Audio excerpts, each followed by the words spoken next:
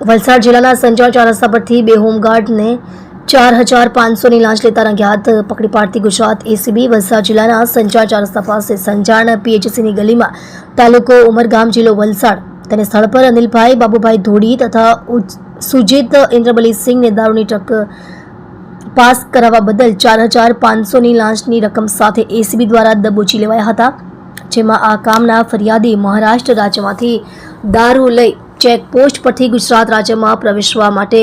આ કામના આક્ષેપિતોને મળતા આક્ષેપિતોએ જણાવેલ કે ચેકપોસ્ટ પરથી દારૂની હેરફેર કરવી હોય તો માસિક ₹5000 આપવા પડશે તેમ કહી ₹5000ની લાંચની માંગણી કરેલ, જે લાંચની રકમ ફરિયાદી આક્ષેપિતોને આપવા માંગતા ન હોય અને એસીબીનો સંપર્ક કરી ફરિયાદ આપેલ, જે આધારે લાંચના છટકાનું આયોજન કરતા લાંચના છટકા દરમિયાન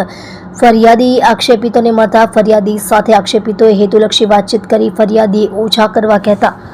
આક્ષેપિત એકનાએ ₹500 ઓછા આપવા જણાવી ₹4500 લાંચની રકમ સ્વીકારી બંને આક્ષેપિતો સ્થળ પર પકડાઈ જઈ ગુનો કર્યો હોય. ટ્રેપિંગ અધિકારી શ્રી જે.આર. Gamit, police inspector